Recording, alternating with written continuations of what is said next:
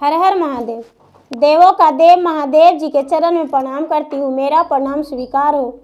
माता गौरी पार्वती के चरण में प्रणाम करती हूँ, मेरा प्रणाम स्वीकार हो। गणपति ललनवा के चरण में प्रणाम करती हूँ, मेरा प्रणाम स्वीकार हो। सब देवी देवताओं के चरण में प्रणाम करती हूँ, माता और पिताजी के चरण में प्रणाम करती हूँ। सब गुरु भाई बहना के चरण में प्रणाम करती हूँ, मेरा प्रणाम स्वीकार हो। गुरु भाई बहना, मैं एक कथा सुनाने जा रही हूँ, इस कथा को पूरा सुनिए और रहस्य जानिए। आदि नहीं आदि सुनने में शिव गुरु का अपमान होती है, पूरा सुनने में भगवान दया करते हैं, कृपा करते हैं, पुत्रों की रक्षा करते हैं, सुहाग की लंबी आयु होती है, घर में सुख शांति मिलती है, धन की वृद्धि होती है। इसलिए कथा को पूरा सुनिए और रहस्य जानिए। हर हर महादेव, घर घर महादेव। गुरु भाई बहना, एक राज्य में एक राजा रहा करते थे। राजा साहब बड़े माननीय राजा थे, भगवान के भक्त थे, भगवान के पूजा पाठ करते थे, प्रतिदिन महादेव के मंदिर जाया करते थे। राजा साहब जब भी मंदिर जाते थे तो 108 फूल के गजला बनाते थे और भगवान के कमल का फूल का आसन लगाते थे। और उसके बाद सबसे पहले कमल का फूल का आसन लगा के और भगवान को उस पे आसन ग्रहण कराते थे और 108 फूल के भगवान के गले में माला पहराते थे, भगवान के भोग लगाते थे। पूजा पाठ करके मंदिर का 108 बार परिक्रमा करते थे। उसके बाद राजा साहब घर आते थे, तब भोजन करते थे।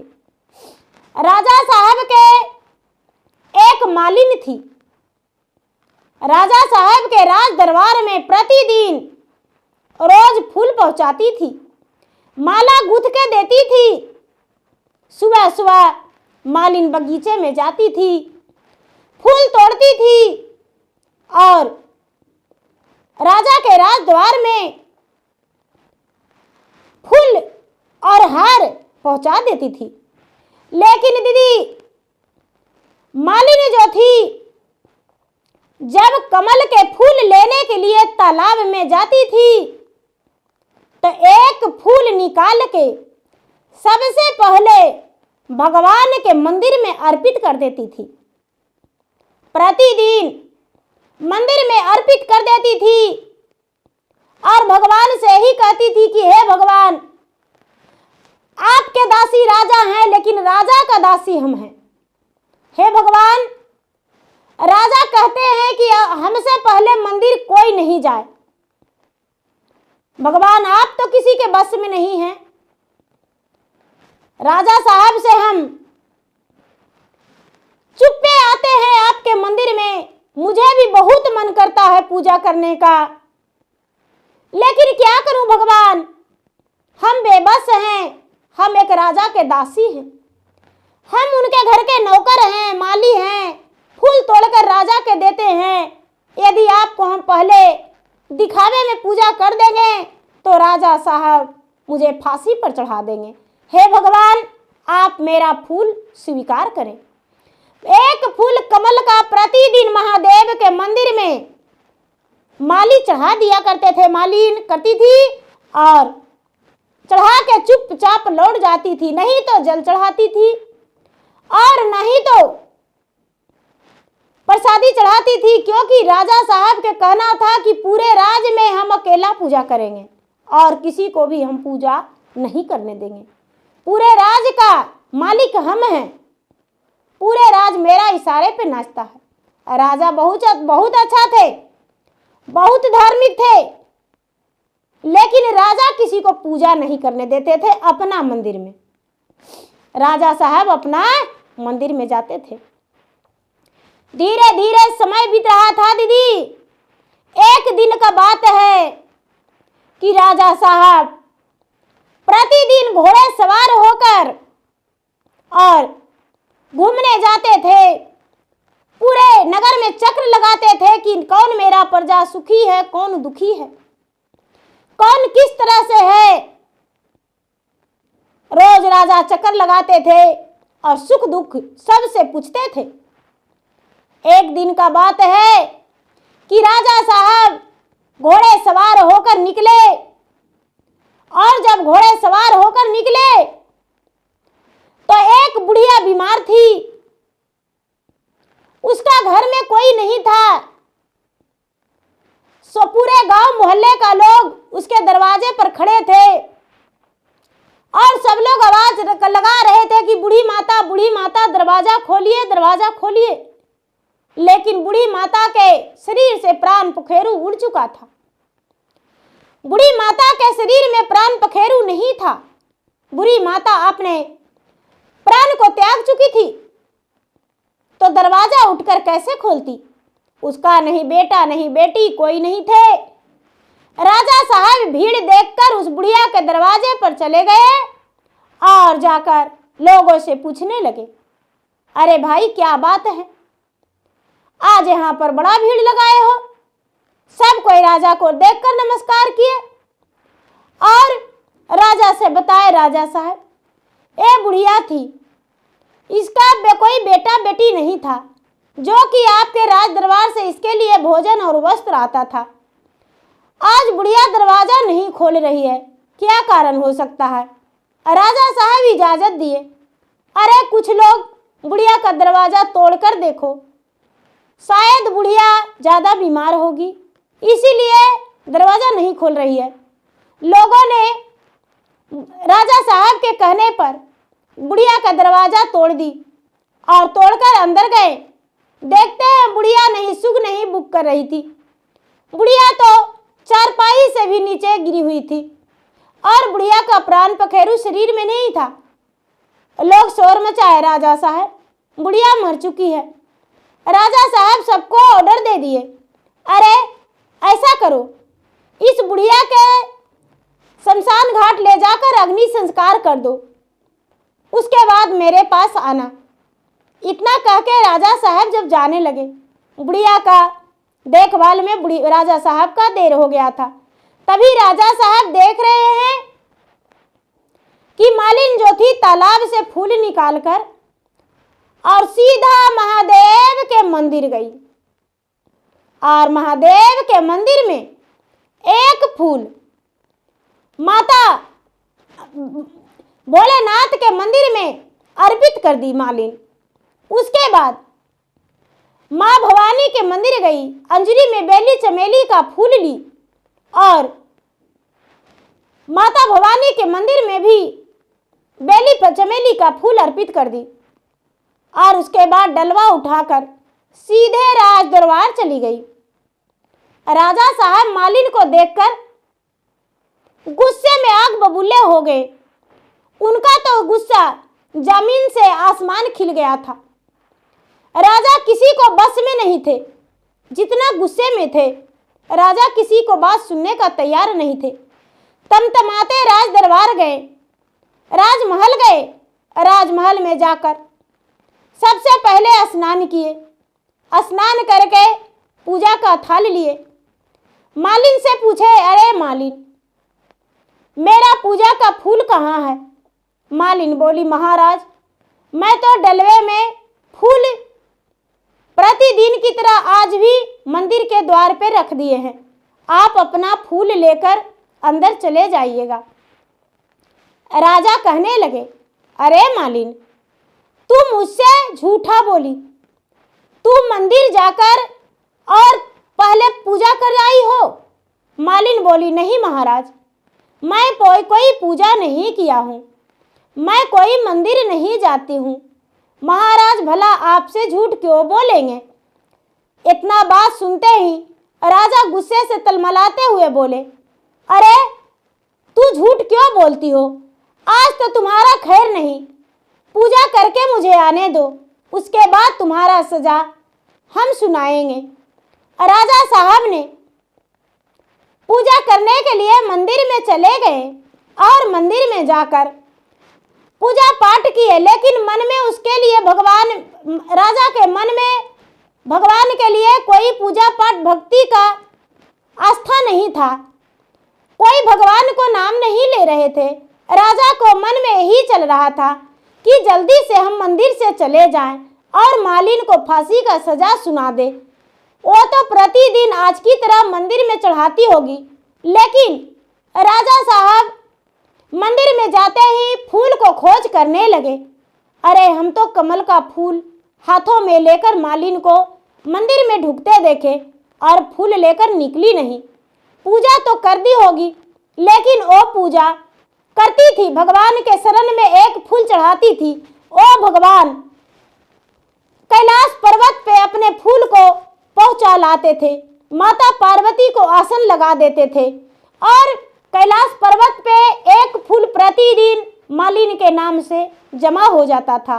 ओ मंदिर में फूल नहीं रहता था, क्योंकि मालिन जो थी भगवान के सच्चे भक्त थी, भगवान के सच्ची मन से भक्ति करती थी।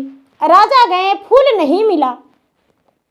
राजा मंदिर से लौट आए और लौट आने के बाद मालिन के राज दरबार में बुलाए और राज दरबार में बुलाकर सभी लोग के सामने कहने लगे कि भाई मुझसे पहले पूजा कौन करते हो मंदिर में जाकर। कोई भी हाथ नहीं उठाए। पूरे नागरिक कहने लगे, हे राजन, हे महाराज, आपके आज्ञा अनुसार हम लोग तो कभी मंदिर में जाते भी नहीं हैं। आपकी डर के मारे कभी भगवान का नाम दिल में भी नहीं लाते हैं, होठ पे भी नहीं आता है, भला पूजा कैसे कर लेंगे। राजा साहब मालिन को खड़े किए और कहने लगे, अरे क्या तुम मंदिर जाती हो? मालिन बोली, महाराज हम मंदिर नहीं जाते हैं, हम पूजा नहीं करते हैं। नहीं महाराज।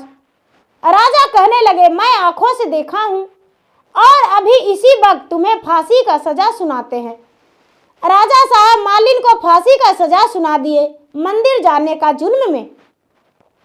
मालिन हाथ जोड़कर विनती करके कहती है कि हे राजा साहब, मेरे छोटे छोटे बच्चे हैं, वो मेरे बिना मर जाएंगे। हे राजा साहब, अब से ऐसा गलती नहीं करेंगे। हाँ, ये सत्य है कि हम एक फूल प्रतिदिन भगवान के मंदिर में अर्पित करते हैं। अंजलि भर फूल माता भवानी के मंदिर में हम रोज चढ़ाते हैं।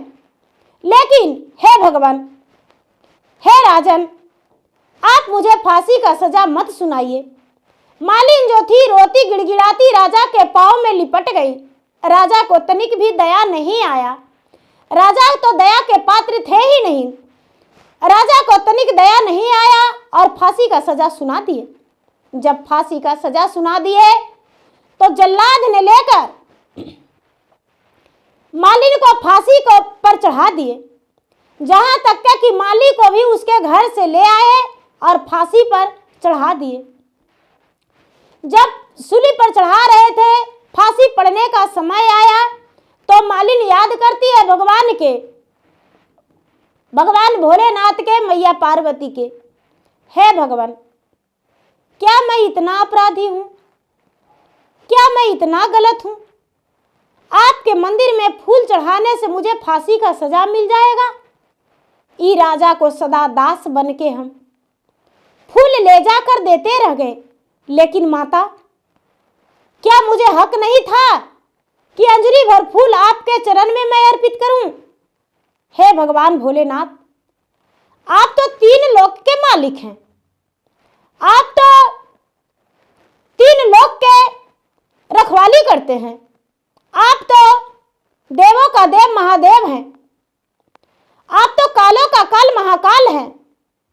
फिर भी आपके भक्त को क्या सच में फांसी पड़ जाना चाहिए? हे महादेव, यदि मेरा फांसी पड़ जाएगा तो कोई भी भक्त आपका भक्ति नहीं करेगा।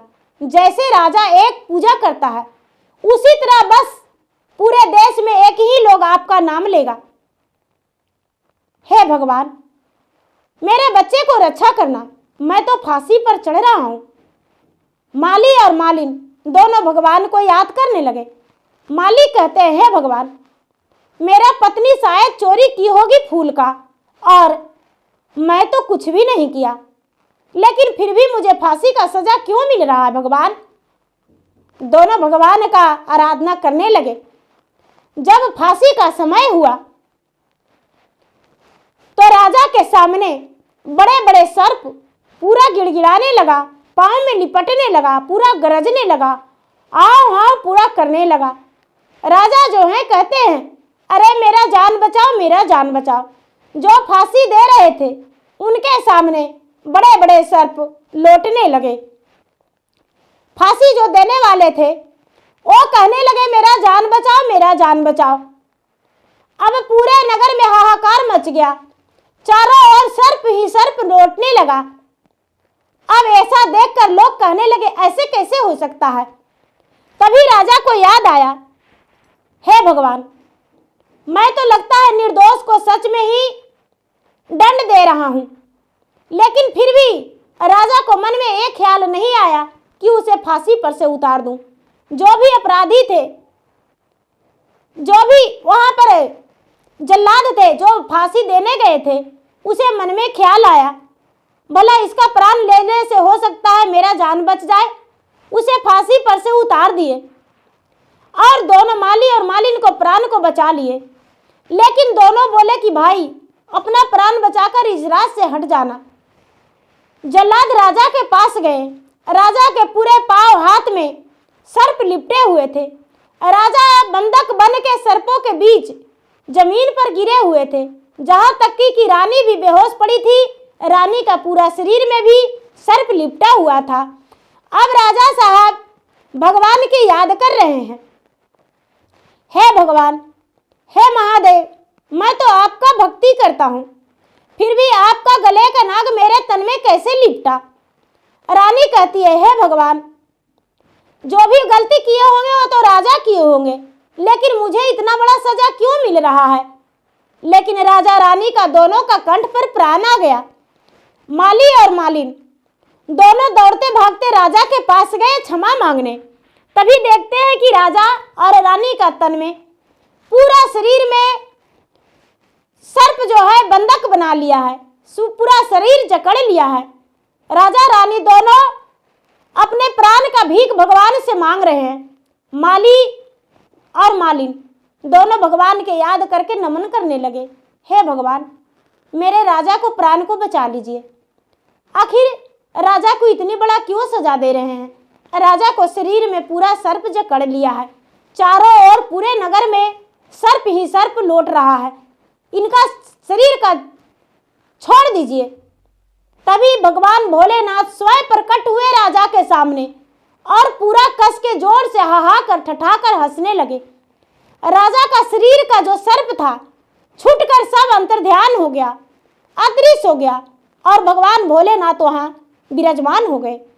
राजा जो थे, राजा कहने लगे कि हे भगवान, आपको मैं इतना पूजा करता हूं, लेकिन फिर भी मुझे इतना बड़ा सजा क्यों मिला।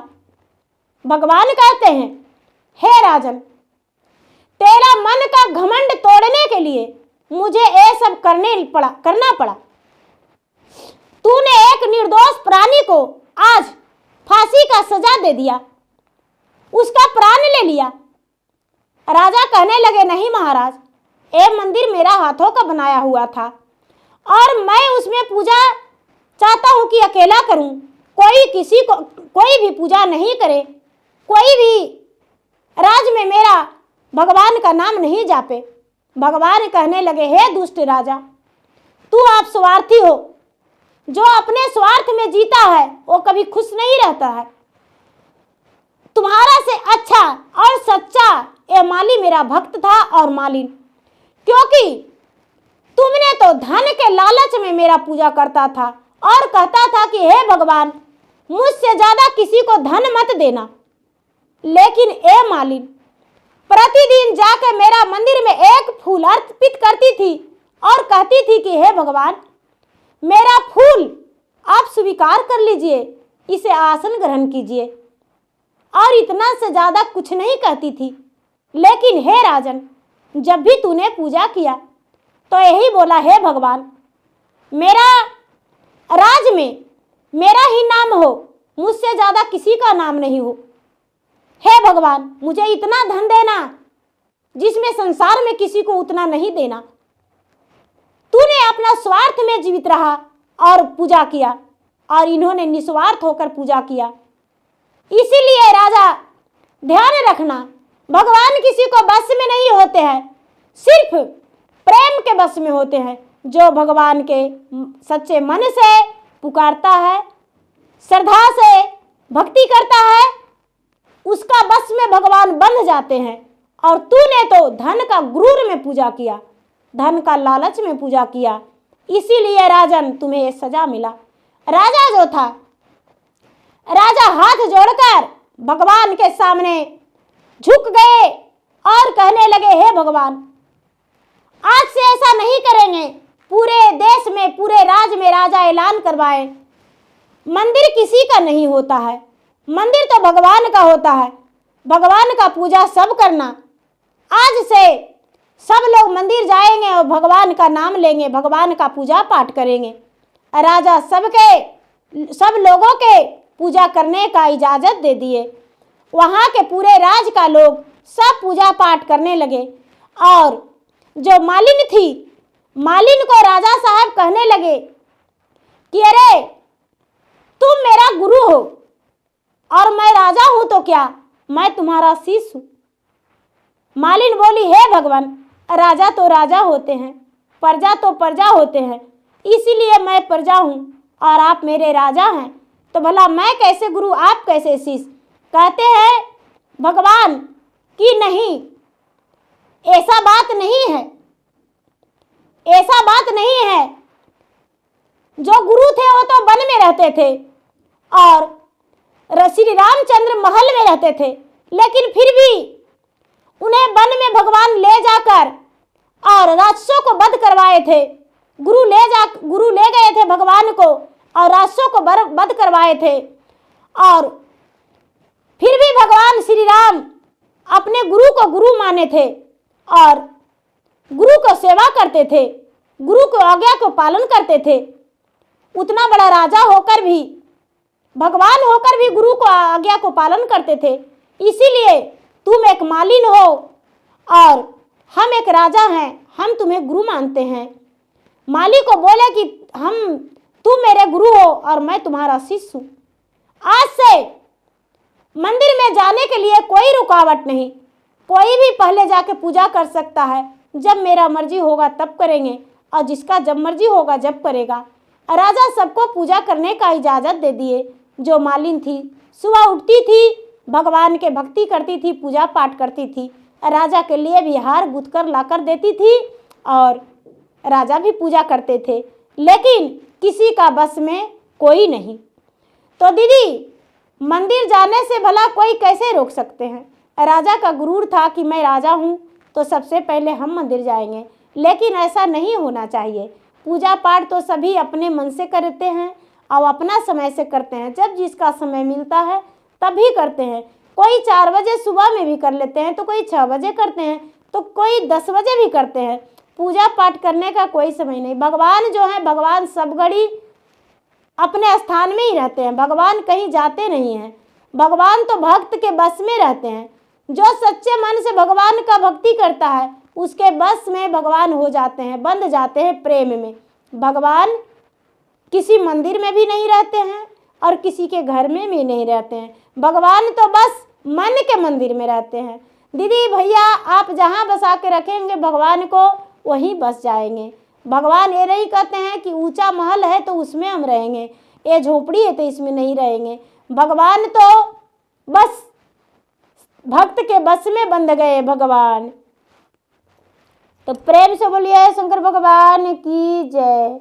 भैया दीदी, आप मेरा वीडियो यदि अच्छा लगे तो आप मेरा वीडियो को लाइक करें, शेयर करें। चैनल पर नए हैं तो चैनल का सब्सक्राइब करें, बेल आइकन घंटी को दबाएं, जो कि मेरा वीडियो का नोटिफिकेशन सबसे पहले आपके पास जाए, आप मेरा वीडियो का सुन सकें, देख सकें। कमेंट बॉक्स में हर हर महादेव, जय शिव गुरु, ओम नमः शिवाय या तो अपना नाम लिखकर ज़रूर भेजें, जिसमें मैं आपको भगवान के शरण में आपके लिए दया मांग सकूं और आपके लिए हाजिरी लगा सकूं और आपके नाम दर्ज कर सकूं।